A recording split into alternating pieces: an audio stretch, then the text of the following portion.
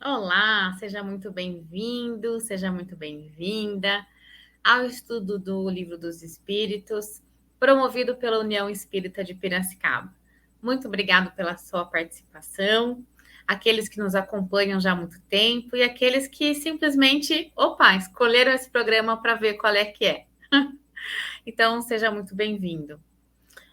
O programa, ele tem aqui como sustentação sempre eu, o Bonerges e a Alexandra. Convido vocês todos para cá. Carol. Bonerges. Boa noite. Boa Boa noite, noite. Alexandra. Boa noite a todos. Olê, a tela do fundo você tem que trocar. Vamos lá. E agora eu convido uma pessoa aqui de Maringá, que já fez o programa anterior e está retomando, e vai fazer todo o tema conosco, que é o Jaime. Bem-vindo, Jaime. Boa noite. Boa noite a todos. Obrigado pelo convite. Bom, na semana passada, nós começamos, né, o tema sobre a igualdade e vamos tratar hoje das questões 808 a 812 do Livro dos Espíritas, que é o tema desigualdade das riquezas. Antes da gente começar e o Bonerges me chamar a atenção, eu já vou me chamar a atenção porque eu esqueço, né? Eu vou pedir para o Jaime fazer a nossa oração inicial. Vamos, então, elevar os nossos pensamentos a Deus. Senhor Jesus, divina misericórdia nos sustenta, proporcionando-nos momentos de esclarecimento tão grandiosos à luz dos Espíritos Consoladores. Com o coração cheio de contentamento, agradecemos as presenças amigas que estão sempre em seu nome, Senhor, nos sustentando, nos inspirando à busca, nesse momento, do pão espiritual do seu Evangelho. Obrigado, Senhor. Ilumina-nos para que possamos ter o proveito necessário que supra as nossas necessidades e mais, Senhor, daqueles que mais necessitam e nos acompanham. A nossa, digamos, psicosfera espiritual sempre conosco, necessitados mais do que nós. Muito obrigado, Senhor, pela oportunidade. Que a paz de Deus esteja com todos nós, agora e sempre. Assim seja.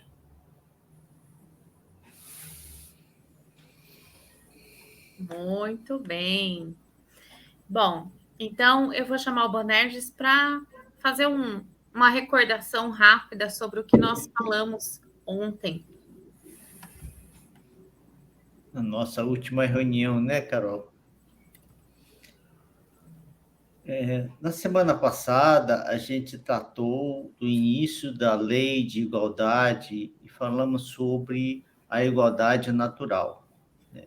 Então, a gente verificou o porquê da razão de existirem as desigualdades entre as pessoas, né?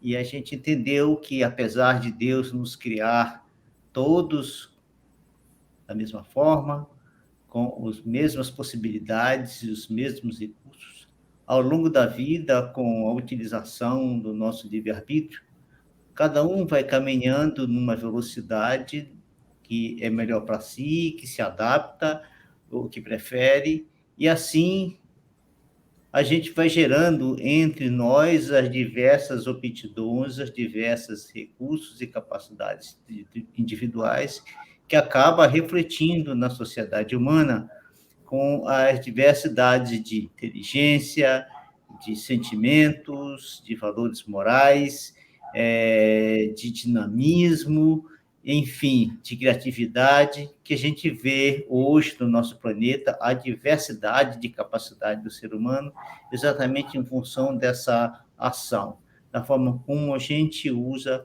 o nosso livre-arbítrio, esse recurso que Deus nos ofereceu para que a gente, estando encarnado no planeta, possamos caminhar em sua direção, possamos realizar aqui aquele que é o maior propósito da vida, evoluir.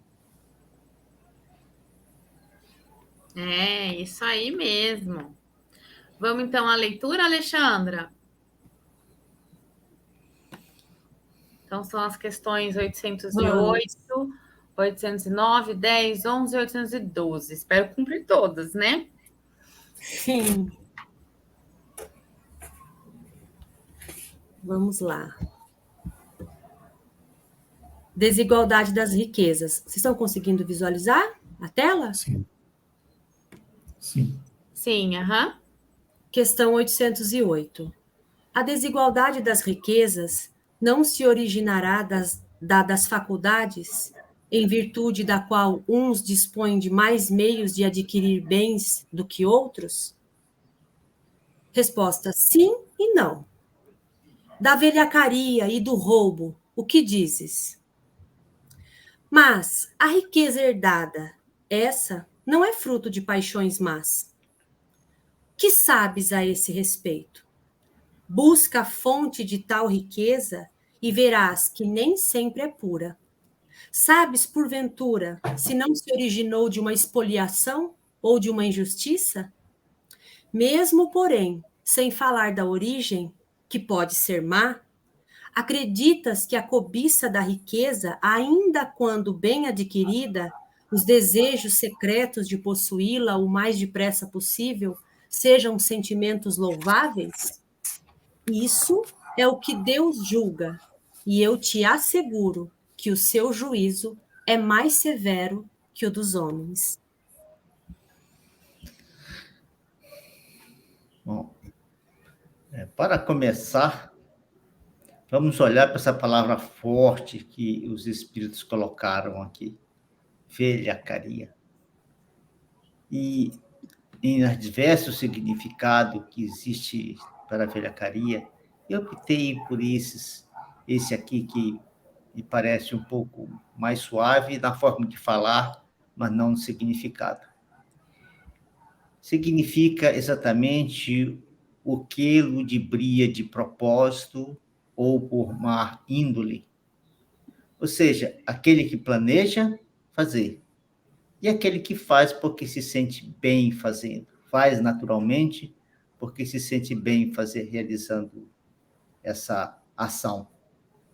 Os espíritos nos respondem assim, logo de início, que é possível existir as duas possibilidades de enriquecimento, tanto aquela que venha pela virtude, como aquela que venha por outros caminhos que não a da virtude. E qual que seria o da virtude? Nós viemos ao planeta para aprender, para nos desenvolver, para experimentar. E dessa experimentação a gente adquirir inteligência, valores morais, para cumprir com a nossa tarefa fundamental de evoluir, de nos aprimorar em direção a Deus. Esse é o propósito da reencarnação. Muitos de nós, nesse processo, desenvolvendo suas aptidões diferenciadas, como já vimos, com o seu trabalho, com o seu estudo, com as suas pesquisas. Naturalmente, nessas atividades, acabam que o dinheiro vem naturalmente pelo próprio trabalho, pela aplicação adequada em bem de si, dos seus e da sociedade. E assim adquirem riqueza. Mas a história da humanidade nos mostra também uma outra face, que por mais remota que a gente vá com o nosso pensamento e percebe histórias muito dolorosas que nós construímos. Nós podemos olhar, por exemplo, para o Império Romano, quanto o Império Romano, nas invasões que realizava nas outras nações, o que ele fazia com uma cobrança de impostos escorchante que às vezes levava nações à beira da ruína. Mas não ficou por aí. Nós não paramos por ali. Nós continuamos.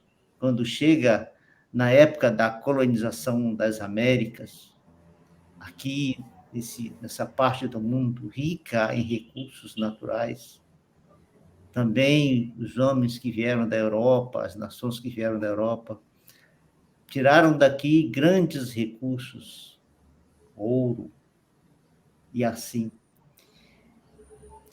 Não querendo parar por aí, esses países se enriqueceram fortemente com esses recursos. E ainda mais recente, mais perto de nós, a França domina a Argélia também, realizando essas mesmas atitudes do período de mais ou menos 1830 a 1903. Essa mesma França, depois já no século XX, junto com a Inglaterra, dividem o Oriente Médio e ficam em torno de 20 anos, na primeira metade do século XX, pegando todos os recursos daquela região e enriquecendo seus povos e governos. O Império Britânico invade a Índia em 1857 e fica quase um século dominando a Índia. Foi necessário Cristo enviar um dos seus mensageiros, Gandhi, para que Gandhi, numa proposta de amor, de paz, mas de uma atitude abnegada em busca da liberdade, sem dar um único tiro, sem atingir a face de nenhum único inglês, consegue, em 1947, libertar seu país do jugo britânico. Veja, tudo isso acontece, mas essas nações ficaram muito ricas, muitas famílias ficaram muito ricas. E nessa ação, a gente esquece do verdadeiro propósito de estarmos no planeta. A gente esquece essa história. A gente esquece essa história que, muitas vezes, a gente vê países muito ricos, famílias muito ricas, e a gente não sabe a história da origem dessas riquezas. Então, é preciso fazer uma compreensão mais profunda dessa realidade e desse momento que vivemos até hoje, para que a gente consiga compreender o verdadeiro sentido da riqueza e dos valores que elas trazem entre nós.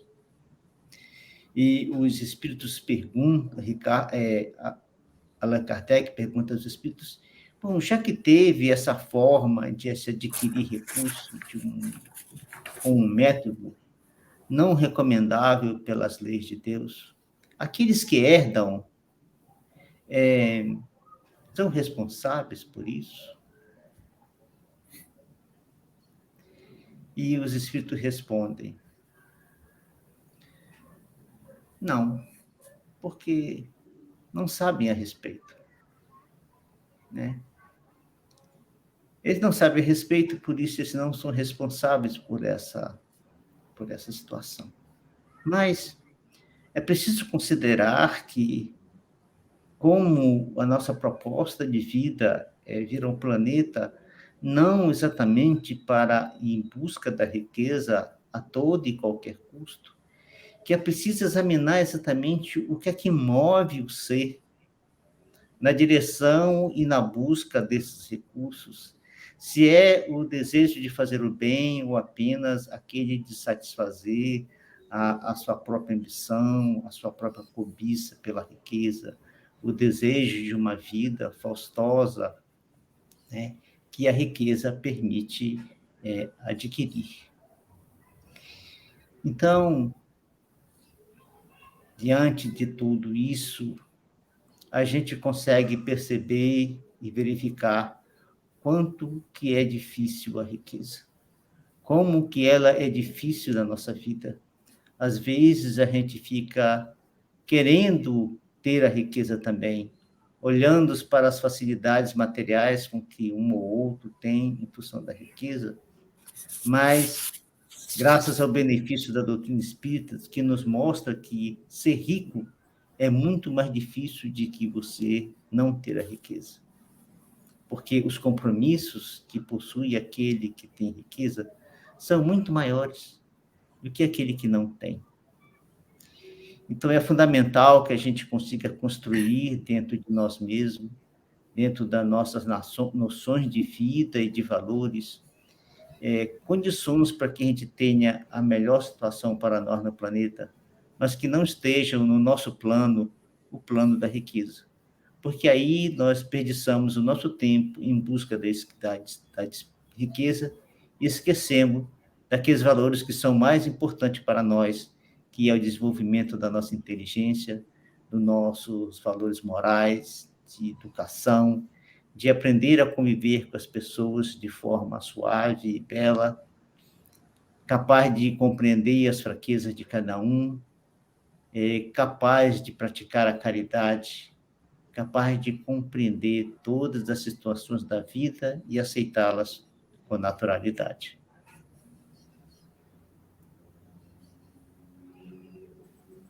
E é bem ao contrário do que todo mundo espera, né? Quem sabe o Jairo já não tem resposta para o que você falou.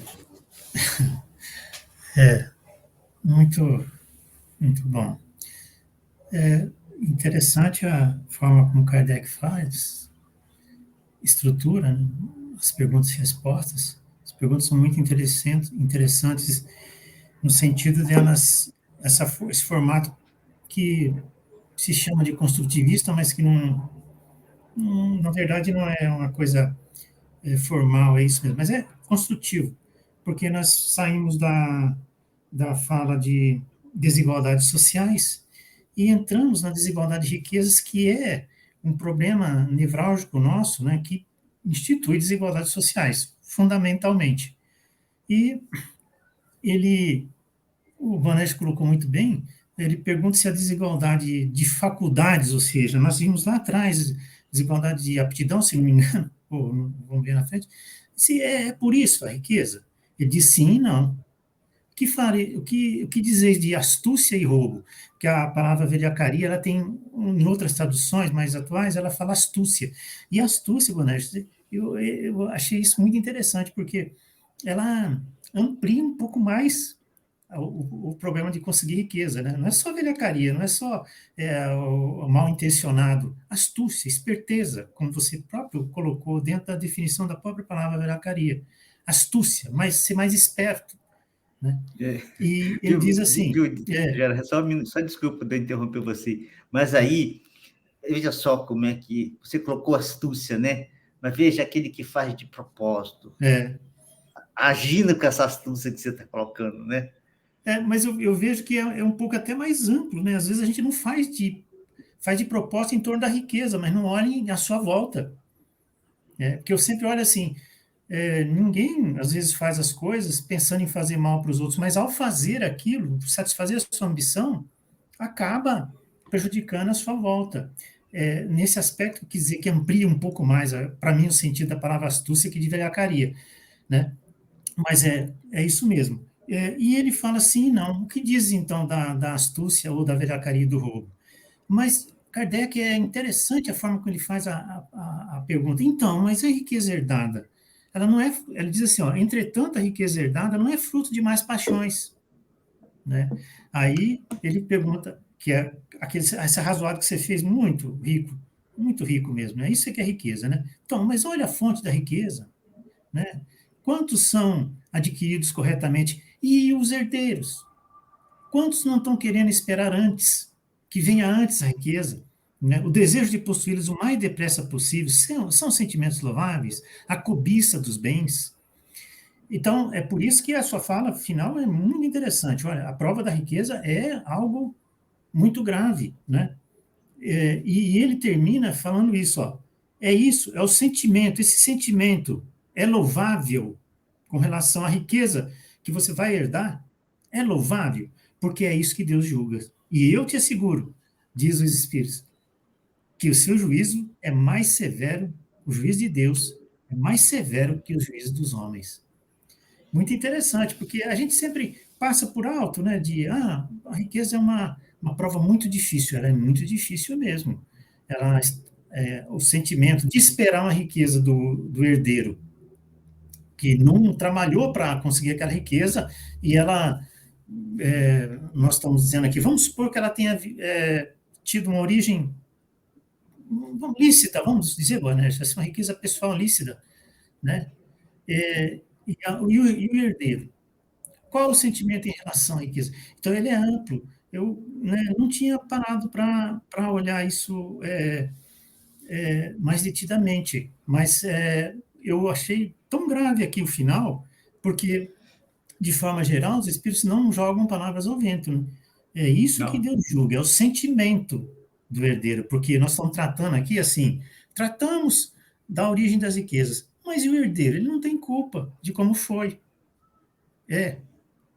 Depende muito do sentimento com que ele recebe ou que ele aguarda essa riqueza. A palavra é inadequada, né? Diz que a gente não pode usar muito a palavra interessante, mas eu, na falta de uma própria, eu uso. Muito interessante esse raciocínio, né? Muito grave, né? O juízo de Deus é muito severo com relação a isso. Eu nunca tinha pensado nesse aspecto, né? Porque, para mim, o herdeiro não tem nada a ver, né? Mas tem. E não só com relação à origem da riqueza, mas com relação ao sentimento que o move com relação a essa herança. Exato. Isso mesmo, né? E eu acrescentaria mais, Jaime. Eu diria que a condição de herdeiro nos dá uma maior responsabilidade, inclusive pelo pretérito.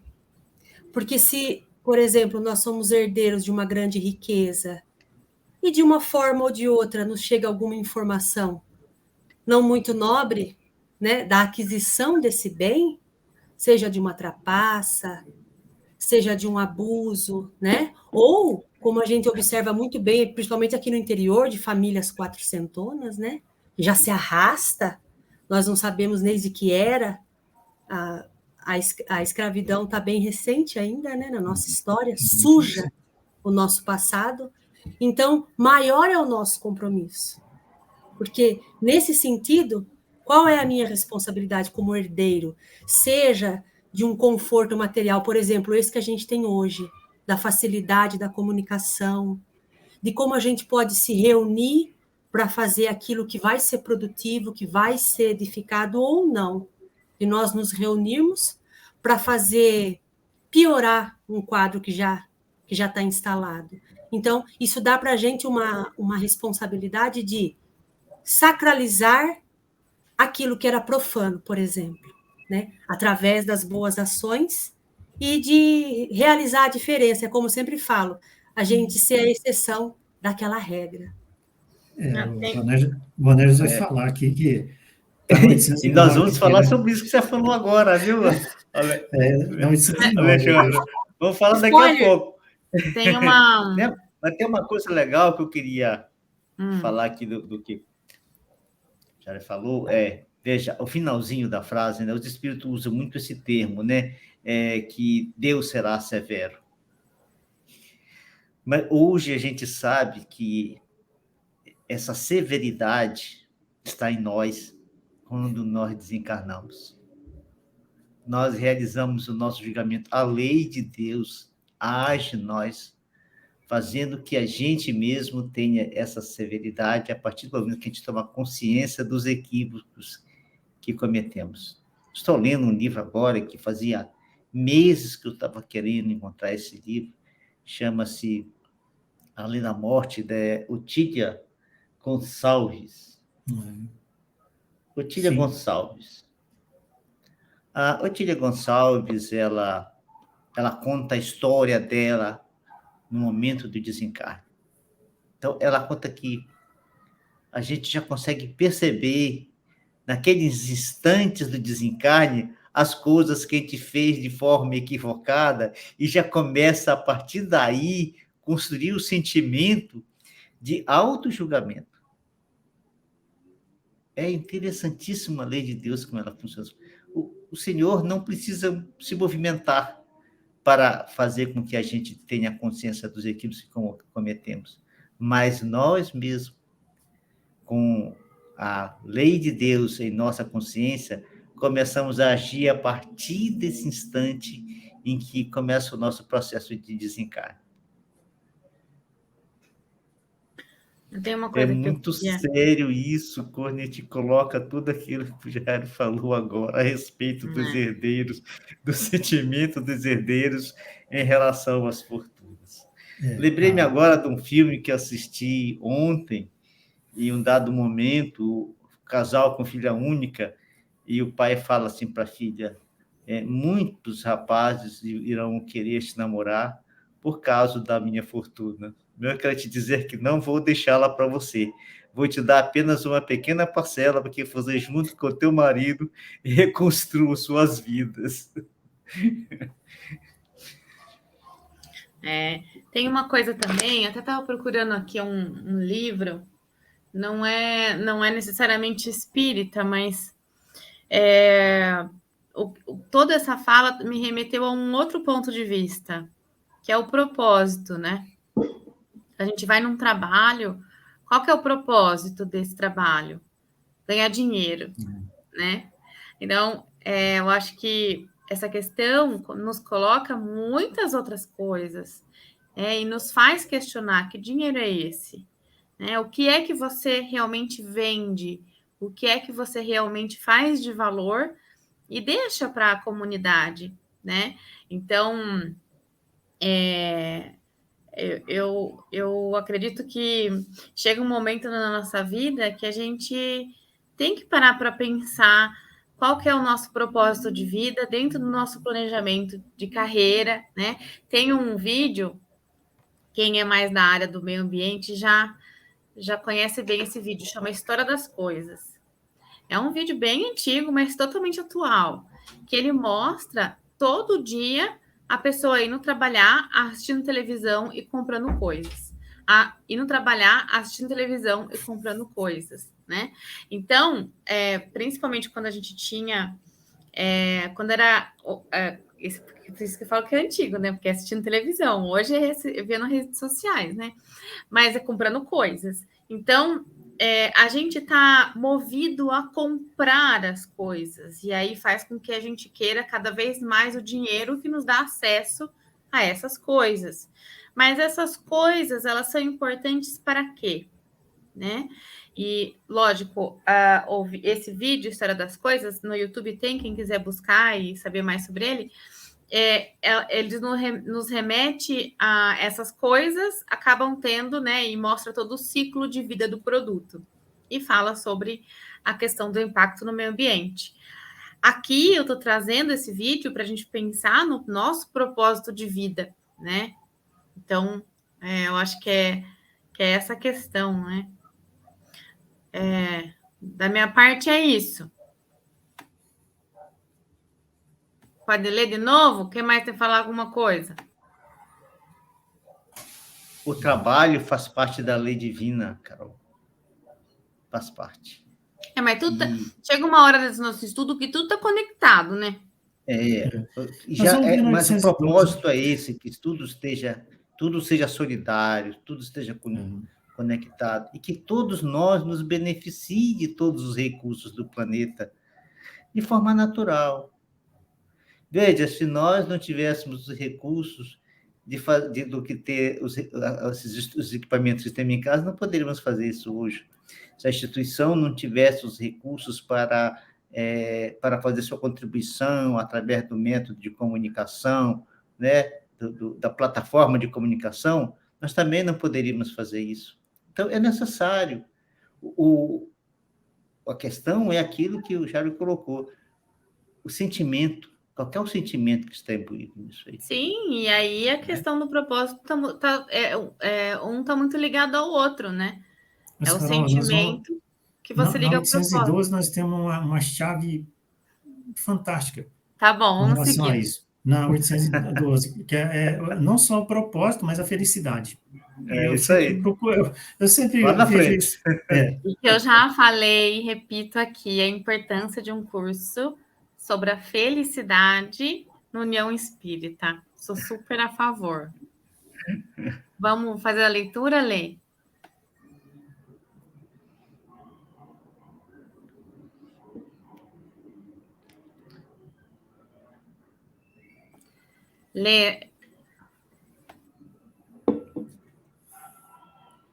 Lê, seu microfone está mudo, Flor. Desculpa, perdão. 809, né? Sim. Aos que, mais tarde, herdam uma riqueza inicialmente mal adquirida, alguma responsabilidade cabe por esse fato? É fora de dúvida que não são responsáveis pelo mal que outros hajam feito, sobretudo se o ignoram, como é possível que aconteça. Mas fica sabendo que, muitas vezes, a riqueza só vem ter as mãos de um homem para lhe proporcionar ensejo de reparar uma injustiça. Feliz dele, se assim o compreende. Se a fizer em nome daquele que cometeu a injustiça, a ambos será a reparação levada em conta, porquanto não raro é este último quem a provoca.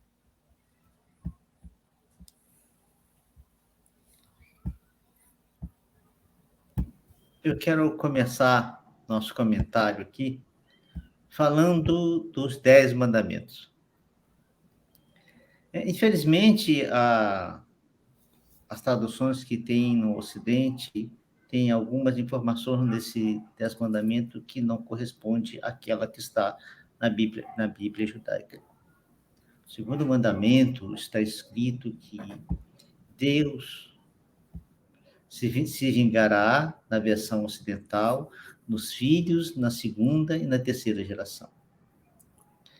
Mas na Bíblia judaica, aquelas que os estudiosos da Bíblia judaica nos colocam e nos trazem, é que lá está escrito de outra forma, que Deus se vingará na terceira e da quarta geração em diante.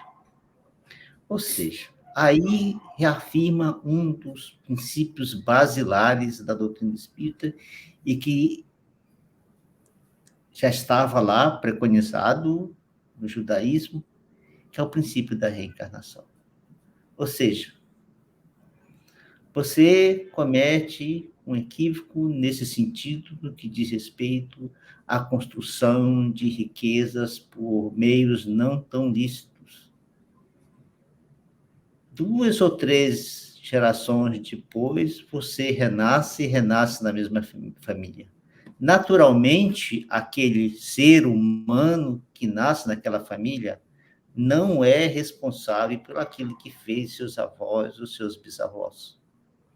Mas, espiritualmente, sendo ele a mesma pessoa que eventualmente cometeu o mesmo equívoco, agora retorna para exatamente cumprir, reparar aquelas possíveis injustiças cometidas lá atrás.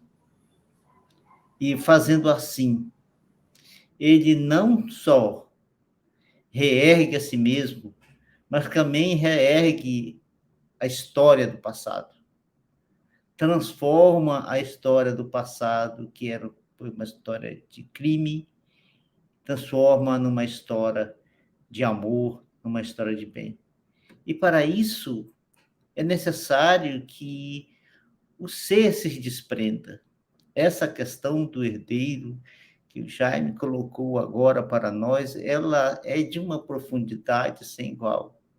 Porque o herdeiro, sendo espiritualmente a mesma pessoa que gerou a riqueza, agora ter a capacidade de olhar para ela e dizer a si mesmo: não, eu não vou ficar me aproveitando de toda essa riqueza. Vou usá-la para o bem. Vou reparar injustiças que existam pelo planeta. Vou fazer correções para que o mundo fique melhor. Assim, ele estará aplicando a lei de Deus, estará corrigindo e fazendo com que a sua própria alma se reconcilie com as leis de Deus.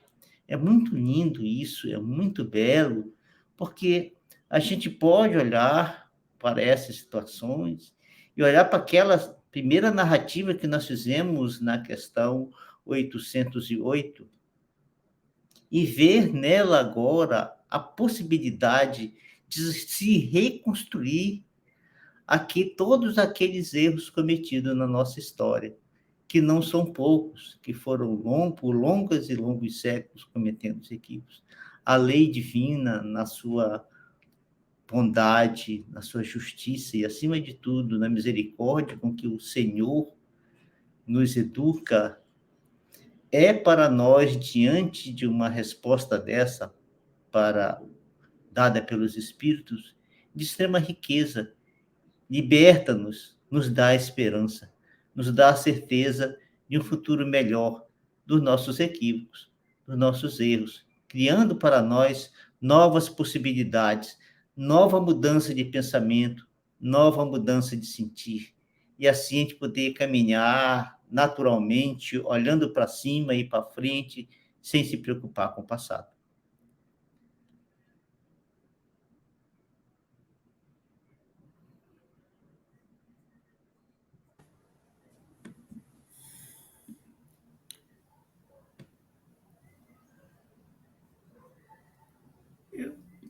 Eu estou tomando a iniciativa de falar logo depois do Bonerges Cavanes. Vocês dizem aí se é isso mesmo. Fique à vontade. Eu tinha escrito aqui embaixo, a hora que eu li a 809, me lembrou da reencarnação e dessa solidariedade, que só essa chave grandiosa que o Espiritismo traz para explicar a história, né? Os ciclos evolutivos, né? Dentro de uma família, um herdeiro corrigindo, não raro, acontece grandes fortunas, até no ponto de vista, não, digamos, da reparação econômica, mas social, cultural, grandes provedores, grandes mecenas de artes, que vai acontecer lá na terceira geração daquele herdeiro. A gente acha que o sujeito está dispersando, o cara está distribuindo, fazendo a correção. Agora a fortuna está servindo, digamos, se não é para empregos, é para fomentar a cultura no campo, assim, muito interessante. A gente sempre olhei com isso, às vezes com olhos não muito bons, mas é verdade. A geração, o próprio que volta depois, volta com essa tarefa de reverter. Não raro, reverte. Há grandes fortunas em que os herdeiros lá depois se tornaram grandes mecenas, grandes artífices de cultura nas suas universidades, em países como os Estados Unidos, Inglaterra. Muito interessante, né? Esse aspecto que o Espiritismo traz, né? Reconhecido por espiritualistas, não espíritas às vezes, que o Espiritismo trouxe a chave que explica a história. Explica a história. A solidariedade que nos liga é pessoas, povos, entidades, né? O exercício do poder, né, vem sendo corrigido por nós mesmos nessa sequência evolutiva de progresso, né? Nações e pessoas. Muito, muito rico essa resposta, nesse aspecto, assim. Lê, tem alguma consideração? Não, acho que eu tinha falado dessa pergunta na outra, né? Mas perfeita a colocação. Desculpem. Capaz, não tem que pedir desculpa aqui. Aqui nós somos pessoas que estão estudando. Nós somos estudantes, né? Não se sinta cobrada desse jeito. Vamos para a leitura, então, da próxima questão? Eu queria falar só uma pequena coisa, sim, claro. Aproveitando a fala do Jaime. Existem muitas dessas pessoas que financiam universidades, permitindo que as pessoas desenvolvam estudos, né? Muitos deles financiam instituições de caridade. Muitos deles fazem campanhas pelo planeta, pela preservação do planeta. Então, a gente vê que realmente aqueles que tomam consciência dessa realidade começam a fazer um movimento reverso, né? De colocar no devido lugar os recursos para que agora ele beneficie um número maior de pessoas possível, né?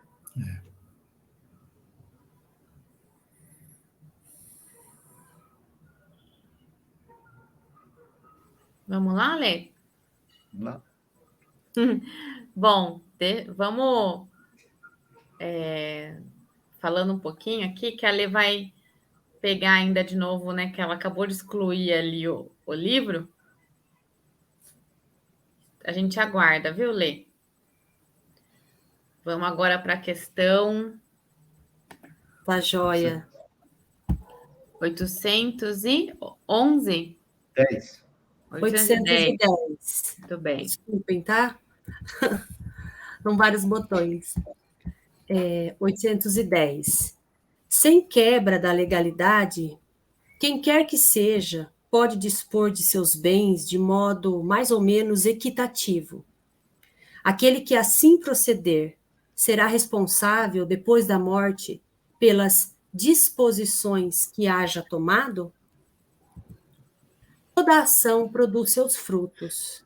Doces são os das boas ações, amargos sempre os das outras. Sempre. Entendei-o bem.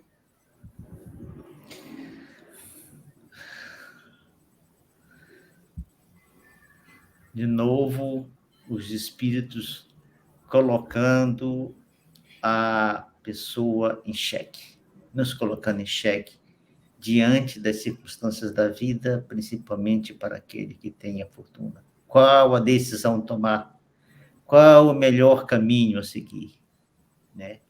Então, muitas vezes, alguém que seja possuído dessas riquezas quer fazer uma distribuição equânime dessa riqueza, normalmente na sua velhice, né? E, às vezes, a forma como essa riqueza é distribuída, e aí vai o senso prático e de visão da vida de cada um, porque você pode até fazer a distribuição de forma equânime, mas se esses recursos caírem na mão de alguém que não sabe utilizá-los adequadamente, que não tem a maturidade adequada para conduzir esses recursos, eles serão mal empregados.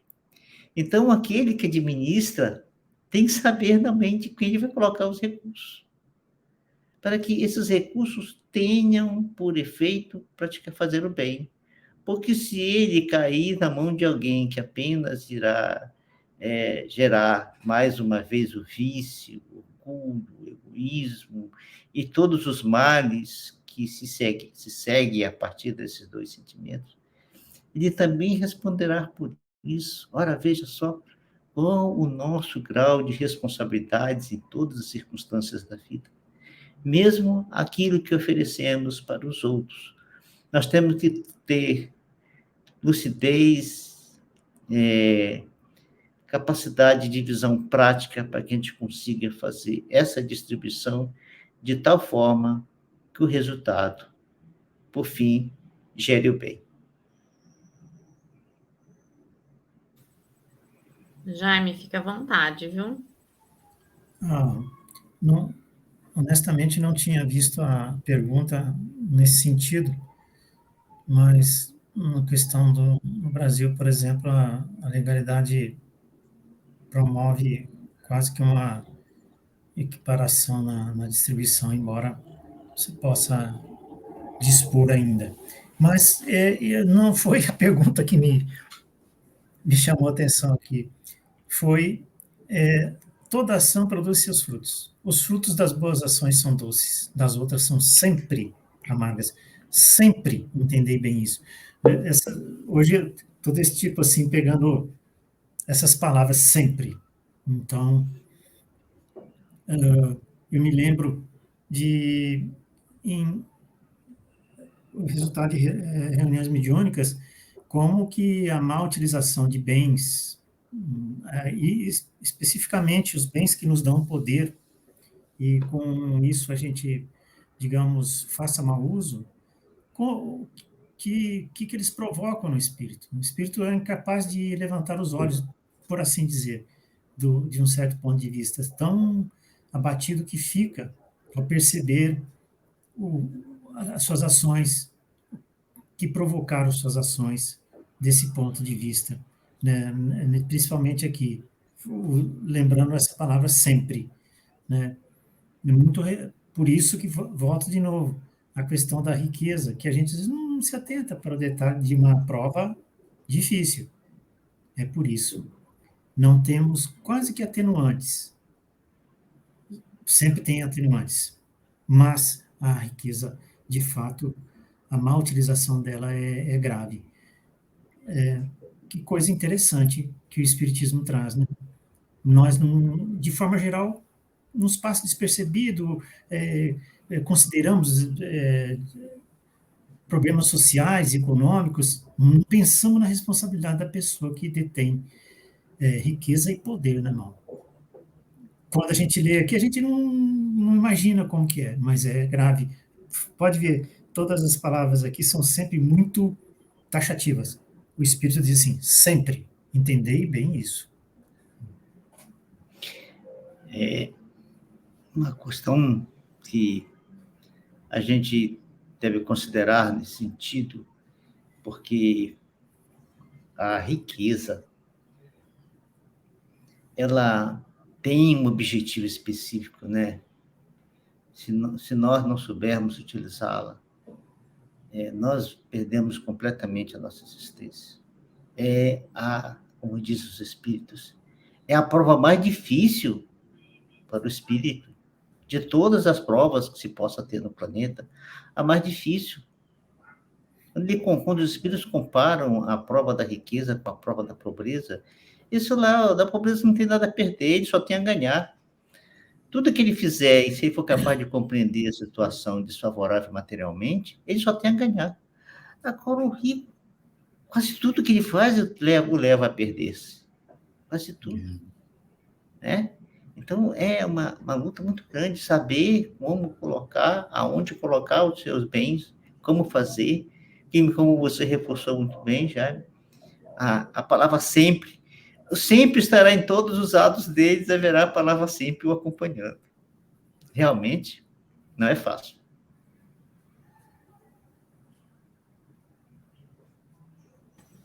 Beleza. Lê, tem algum comentário ou a gente já parte para as questões? Sem comentários, Carol. Foi cirúrgico, né? Mais uma vez. Então, vamos para as questões. Hoje a Alexandra está aqui fazendo a técnica, né? Pode já colocar ali nas questões que eu vou... Isso. Vamos lá organizar. Vai para essa janela. Isso. Perfeito. Eu estou aqui só dando o suporte, mas ela está indo super bem e tende a me substituir daqui 2 semanas. Então, ela está aqui, ó, no empenho. Vamos lá.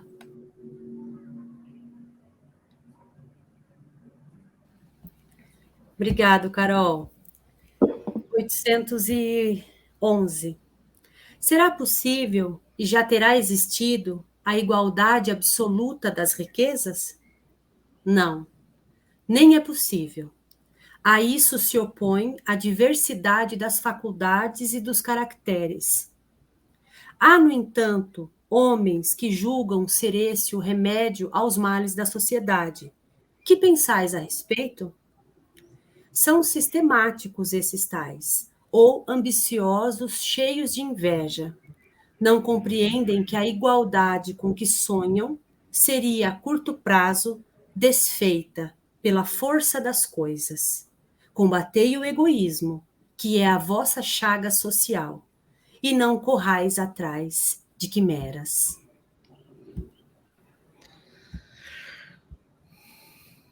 Como nós temos falado, né, e falamos agora também, a questão da desigualdade é natural realmente no planeta, por essas possibilidades todas que nós já conversamos hoje, de sermos capazes individualmente de fazer coisas diferentes, uns com mais profundidade, outros com menos, outro com maior largueza, outros de forma mais estreita.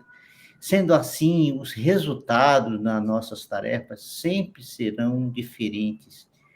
Duas pessoas realizando a mesma tarefa, com as mesmas disponibilidades de recursos, o final será diferente, porque cada um usa um método diferente, uma forma de fazer, cada um se aprofunda mais no estudo que o outro.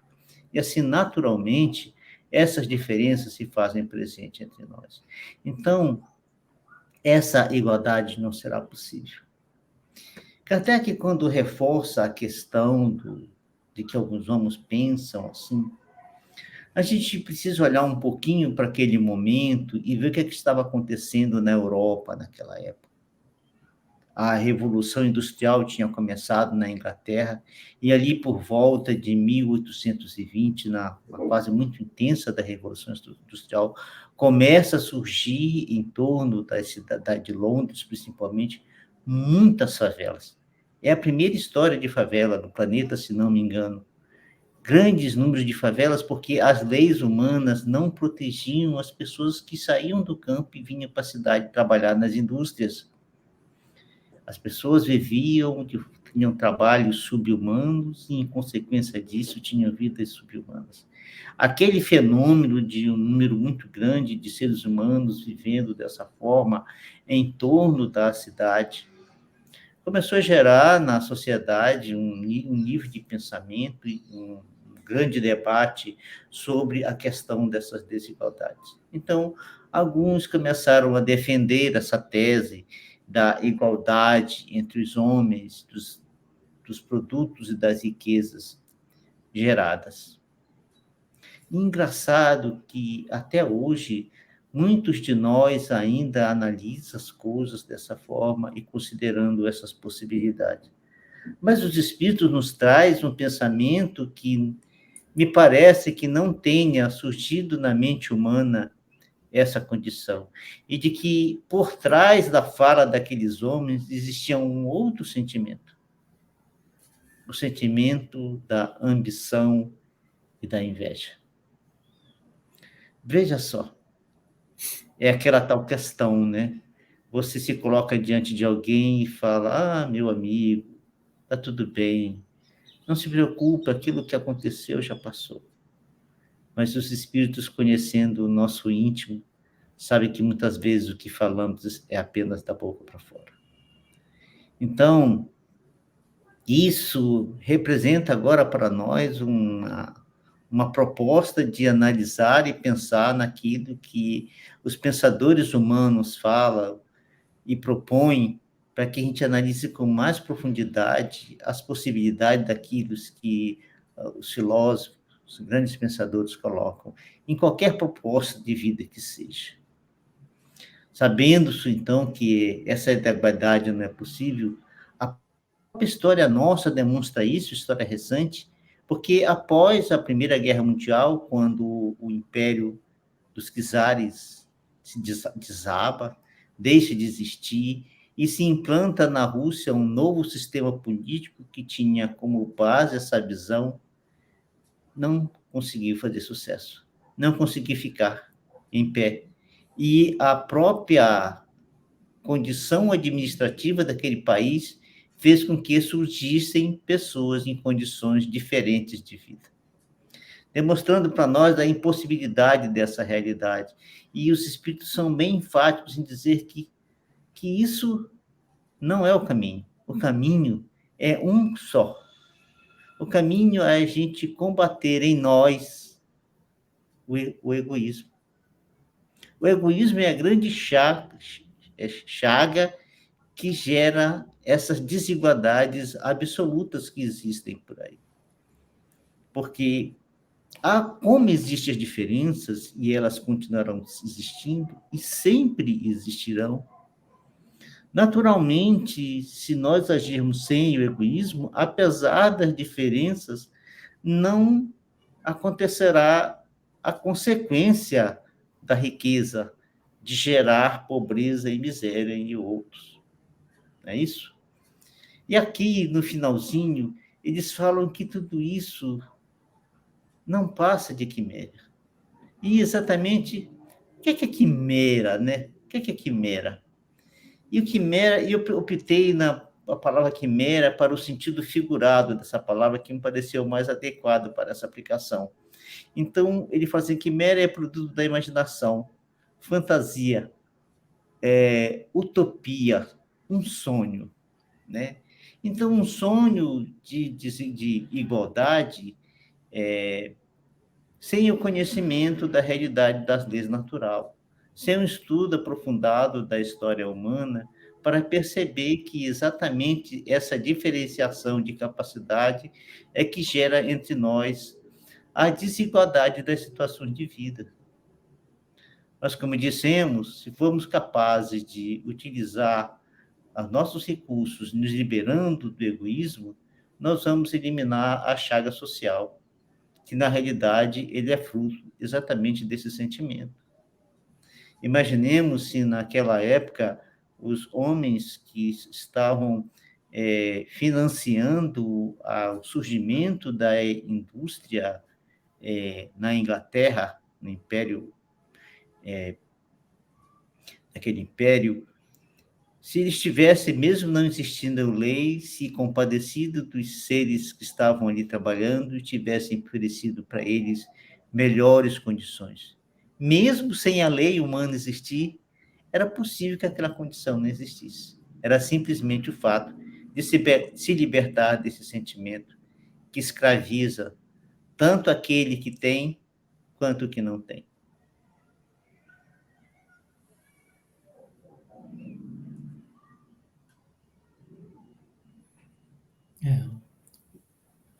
Nunca fui muito forte nesse raciocínio desses sistemas, mas o apanhado histórico que o Borges fez é muito interessante. Existia egoísmo antes, uma falta total de misericórdia no regime, que foi mudado e no seguinte continuou a mesma coisa.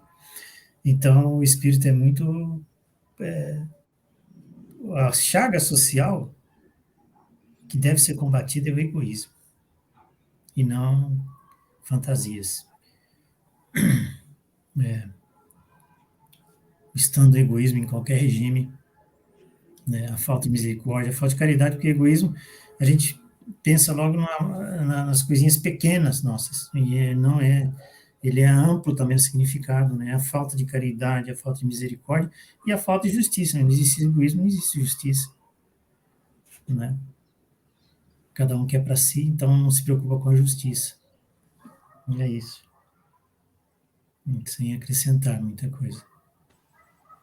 Próxima questão, Lê. Fique à vontade. Sim, vamos lá.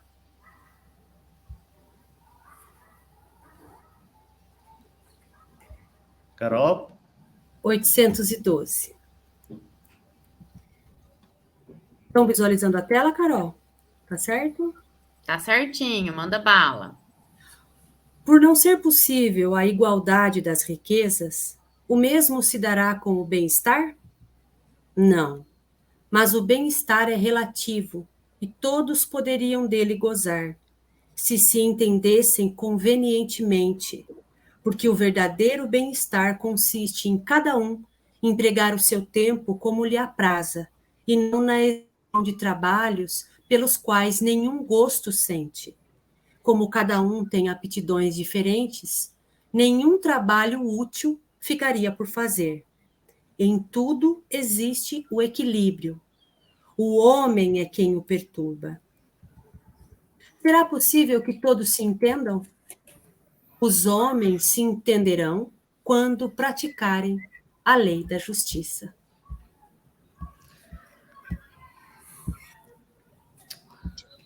Veja, essa questão do bem-estar na sociedade, ela depende muito daquilo que cada um deseja e entende como bem-estar, né? Se você considerar que o teu bem-estar é por você ter um carro que custa 1 milhão, você só sentirá bem-estar com um carro de 1 milhão. Mas se você considerar que o seu bem-estar é ter condição de saúde adequada, condições de alimentação adequada, condições de moradia adequada, você também terá bem-estar. Por isso que os espíritos colocam que ela é relativa. Então, nas mais diversas condições sociais do planeta, é possível de ter bem-estar em todos os níveis da sociedade.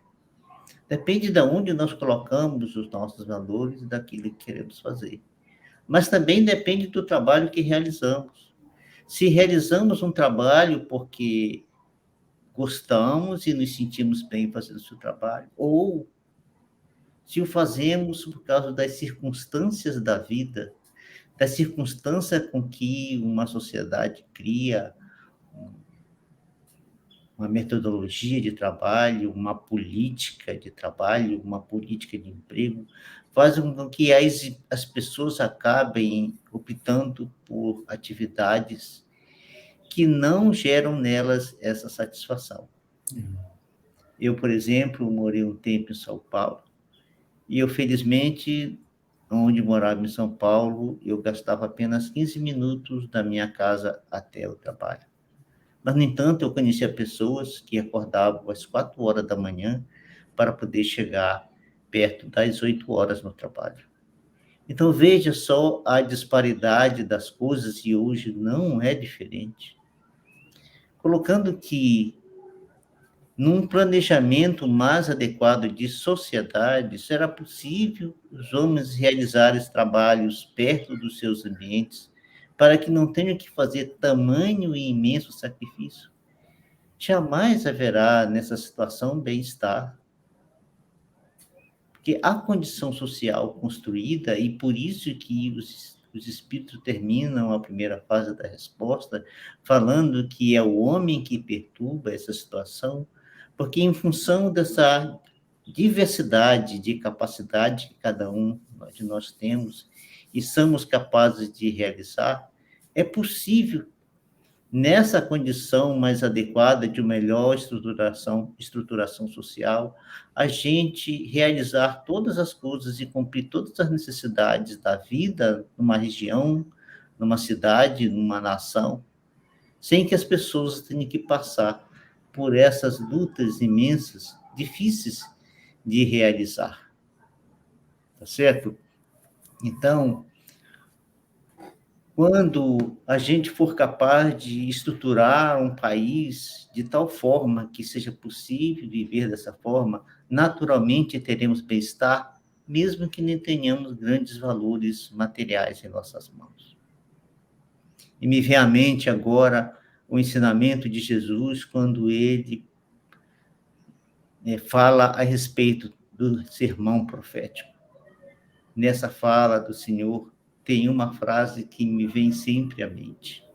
Quando ele diz que, quando o evangelho for pregado em toda a terra, aí será o fim.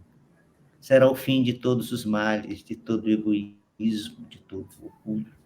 Porque nós teremos compreendido a situação do outro e teremos criado as condições para que o outro possa ter a sua vida sem esses sacrifícios, sem esses esforços, sem esse regime de quase escravidão da vida em que as pessoas passam por ela sem sentir que valeu a pena viver.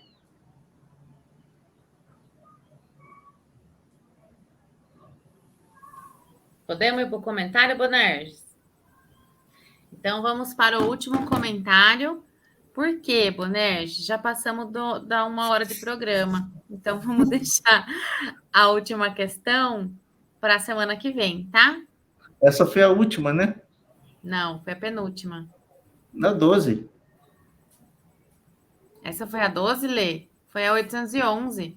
Não, foi a 12, Carol. Ah, então de novo, eu fiz a mesma coisa, gente. Tá bom, tá tudo certo. Por isso que eu perguntei, antes de você começar, eu perguntei, olha, tá 58, nós vamos fazer? Tá dando certo, graças a Deus. Aí.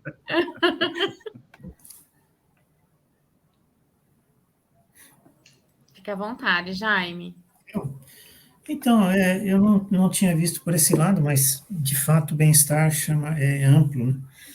Mas eu vi aqui pelo lado da vocação, fazer aquilo que a pessoa sinta prazer. Porque eu lembro sempre que, bom, se eu vou fazer aquilo que eu gosto, pode ser que eu não faça algo útil. E o Espiritismo explica que esse bem-estar, que hoje a psicologia está dizendo, né, que bem-estar vem de você se sentir bem em fazer algo para alguma pessoa, né, que eles estão hoje, tem muito texto a respeito disso aí, dizendo quais são as substâncias que você gera quando você faz o bem, coisa que o Divaldo faz fala há décadas, né? A Joana de Anjos fala há décadas.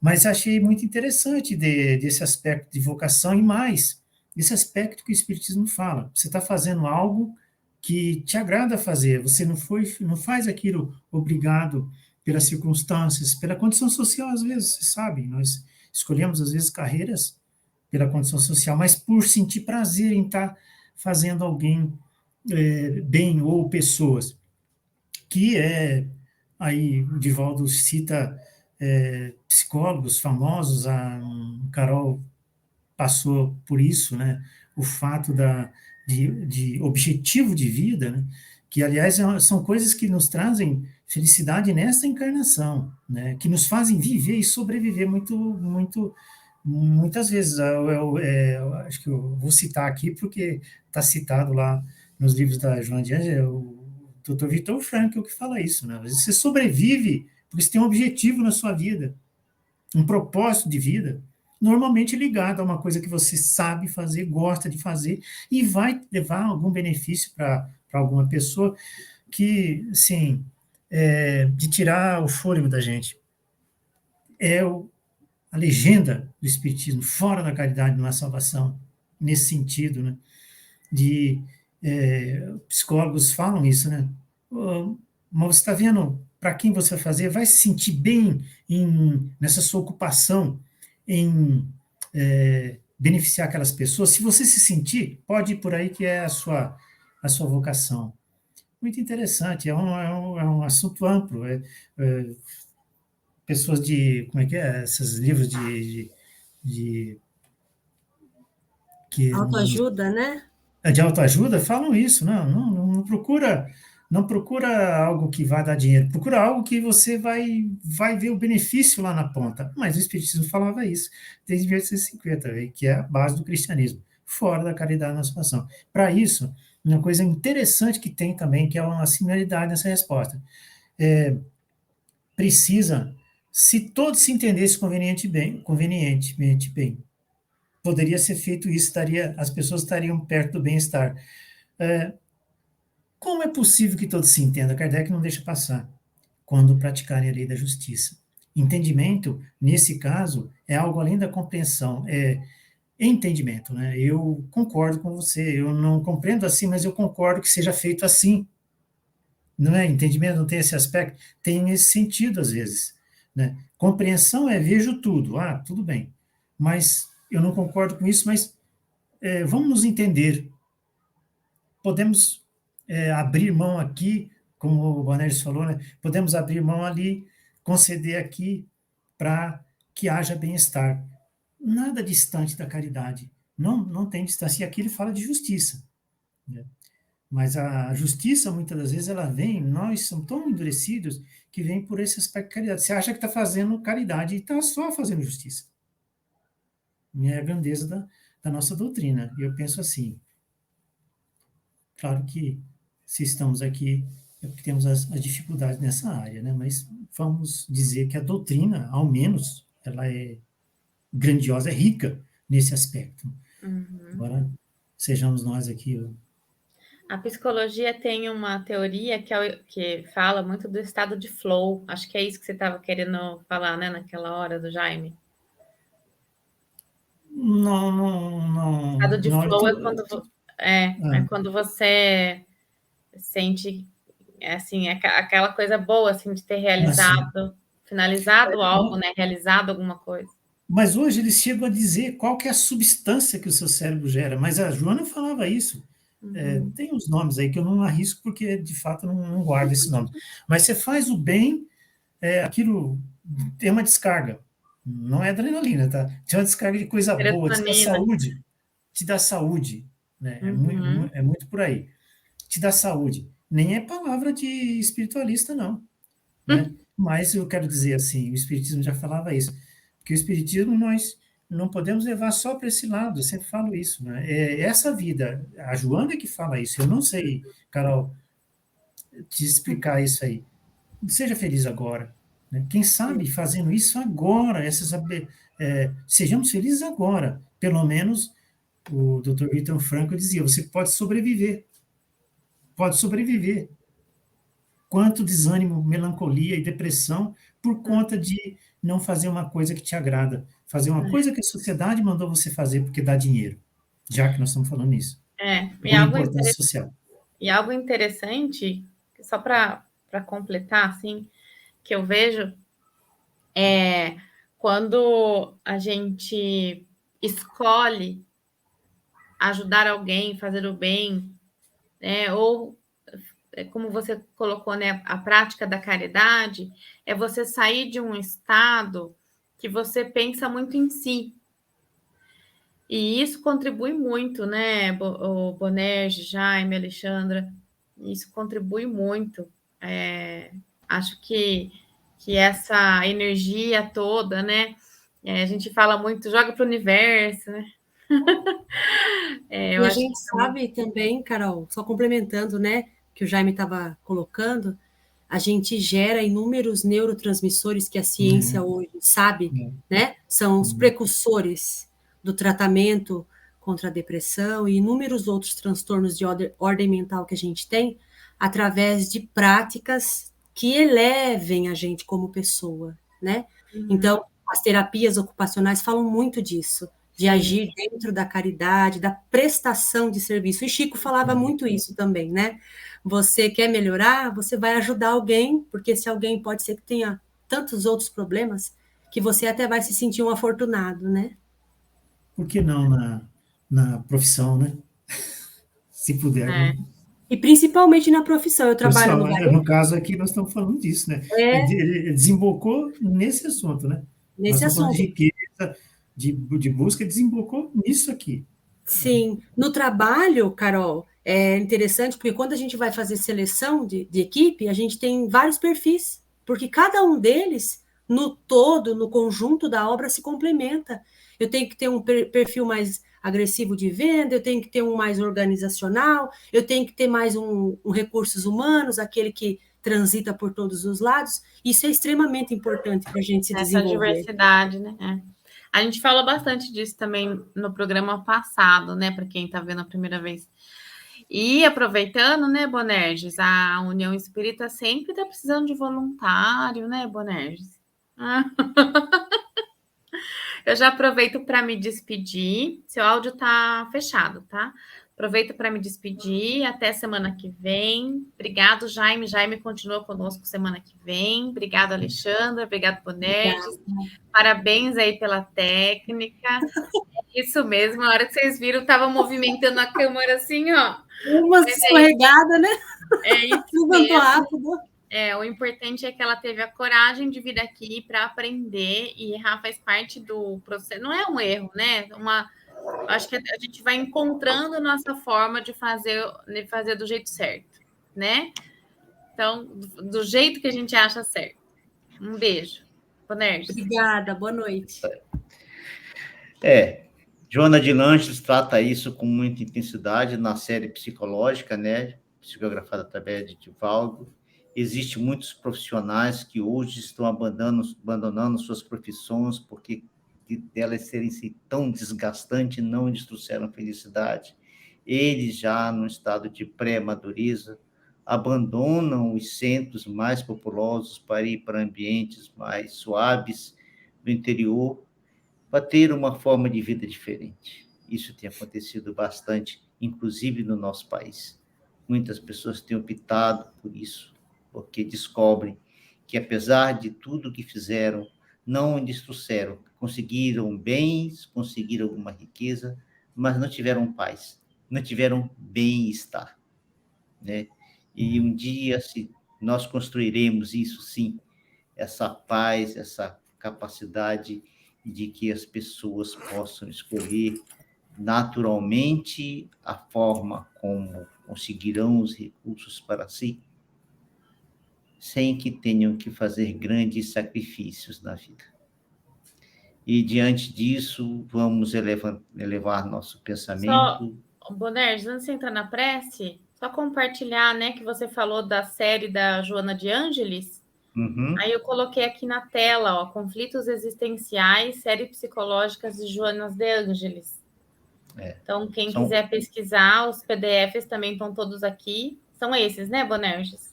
São vários, né? Começa, acho que, com Jesus e a Atualidade, e vai... Acho que são 12 livros, se eu não me engano. São 12. Mas você 12, consegue, né, fazer pesquisa assim, né? Colocando no Google Série Psicológica Joana de Ângeles, PDF. Isso. E aí você acha vários livros dela. Achei muito legal para trazer para pesquisa. Então, Jaime, deixa o Jaime se despedir, né, coitado? Não se despediu. Obrigado. Eu que agradeço. Muito obrigado. Pronto, Bonerges, pode começar.